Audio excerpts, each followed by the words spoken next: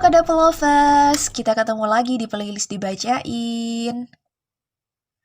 Kali ini playlist dibacain bakal ngelanjutin bacain novel Sayap-Sayap Patah karya Khalil Gibran, di mana Khalil Gibran pastinya terkenal dengan kata-katanya yang puitis banget. Dan di episode 4 ini, si tokoh aku kayaknya bakal bertemu dengan anak perempuan dari Faris Effandi. Bagaimana cerita kelanjutannya? So, sebelum aku bacain lanjutan ceritanya ini, jangan lupa ya untuk klik tombol like, subscribe, and comment. Episode 4 judulnya Pintu Masuk ke Kuil, dan beginilah ceritanya.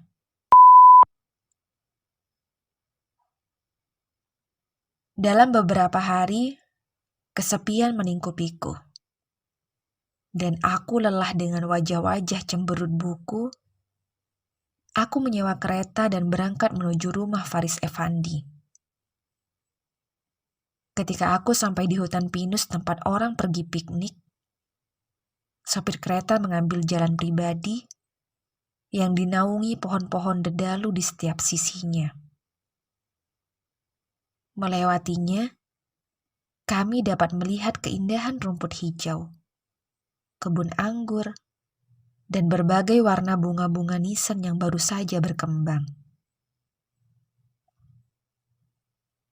Beberapa menit kemudian kereta itu berhenti di depan rumah tunggal di tengah-tengah kebun yang indah.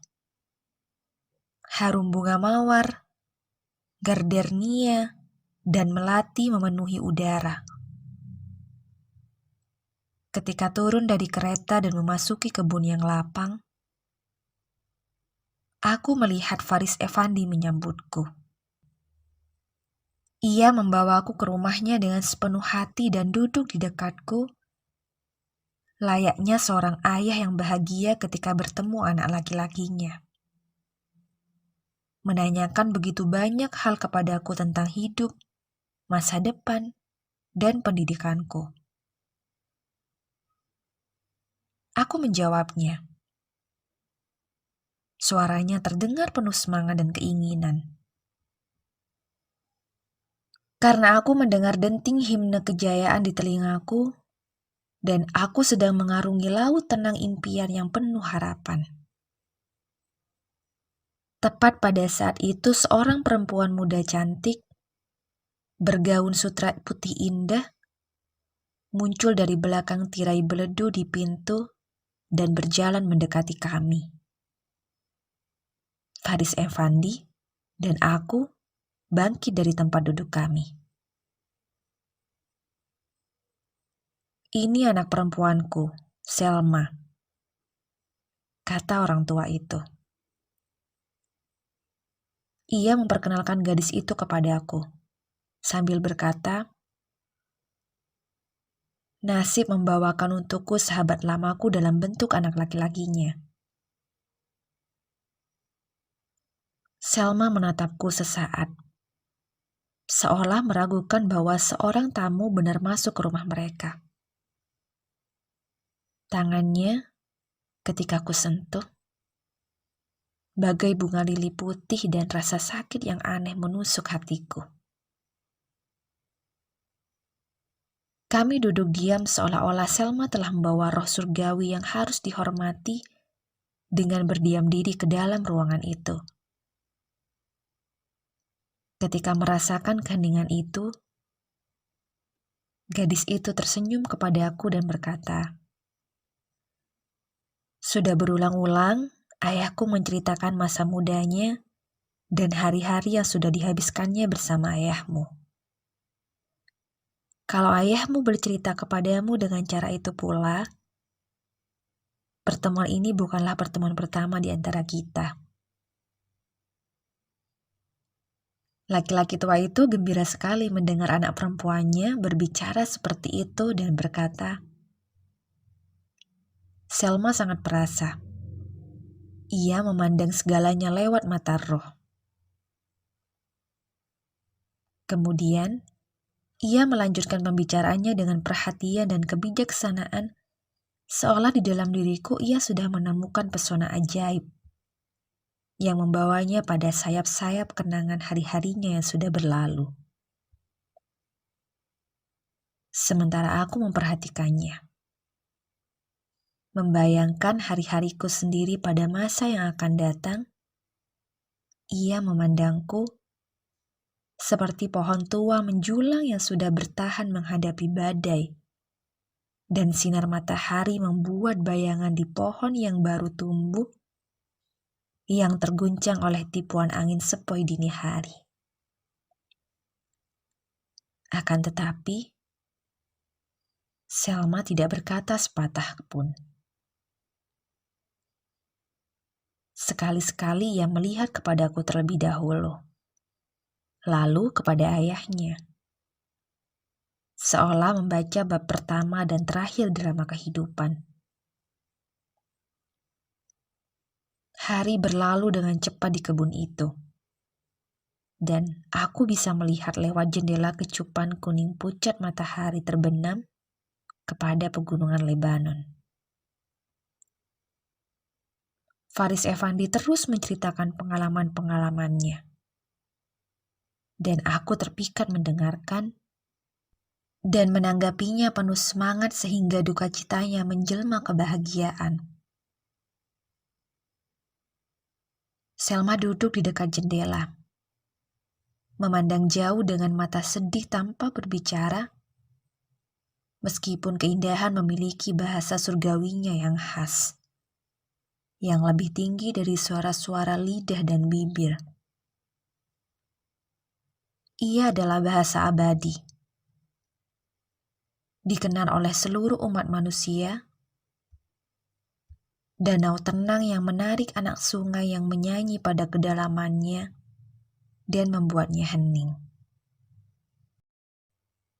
Hanya jiwa kita yang bisa memahami keindahan atau hidup dan besar bersamanya. Ia mengacaukan pikiran kita. Kita tak mampu menggambarkannya dengan kata-kata. Suatu rasa yang tak terlihat oleh mata kita, yang terambil dari yang mengamati dan yang diamati. Keindahan sesungguhnya merupakan cahaya yang keluar dari yang suci, di antara yang tersuci dari roh, dan mencerahkan tubuh, seperti hidup datang dari kedalaman bumi memberi warna dan harum pada bunga. Keindahan yang sesungguhnya terletak pada kesesuaian jiwa yang disebut cinta, yang dapat hadir antara seorang laki-laki dan seorang perempuan. Apakah jiwa Selma dan jiwaku bersentuhan pada hari ketika kita bertemu? Dan apakah kerinduan itu membuatku melihatnya sebagai perempuan paling cantik di bawah matahari? Atau apakah aku diracuni anggur masa muda yang membuatku menghayalkan sesuatu yang tidak akan pernah ada? Apakah masa mudaku membutakan mataku yang sesungguhnya dan membuatku membayangkan kecerahan mata gadis itu, kemanisan mulutnya, dan gemulainya sosok gadis itu?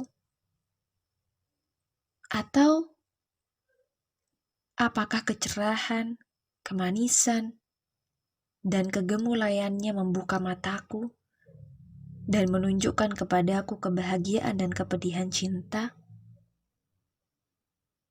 Sulit menjawab pertanyaan-pertanyaan ini. Tetapi aku jujur mengatakan bahwa pada jam itu, aku merasakan perasaan yang belum pernah kucecap sebelumnya. Rasa kasih sayang baru yang menetap tenang di dalam hatiku, seperti roh yang melayang-layang di atas air ketika dunia diciptakan. Dan dari kasih sayang itulah, lahirlah kebahagiaan dan kepedihanku. Demikianlah akhir pertemuan pertamaku dengan Selma. Dan Demikianlah kehendak surga membebaskan aku dari ikatan masa muda dan kesunyian dan membiarkanku masuk ke perjalanan cinta. Cinta adalah satu-satunya kebebasan di dunia ini.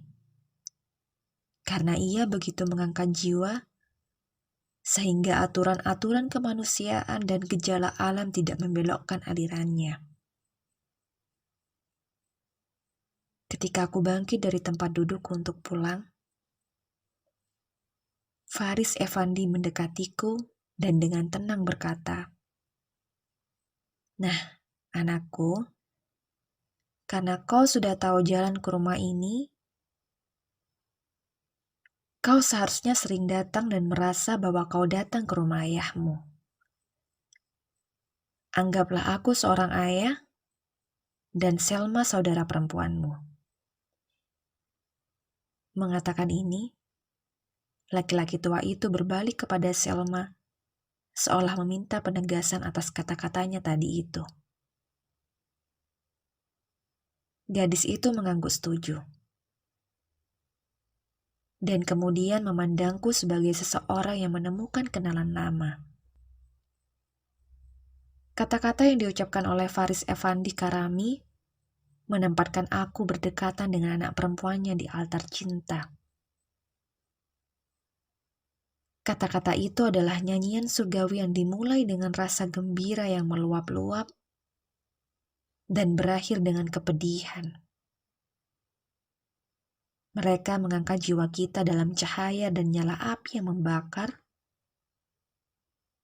Mereka adalah cawan yang kita pakai untuk meneguk kebahagiaan dan kepahitan.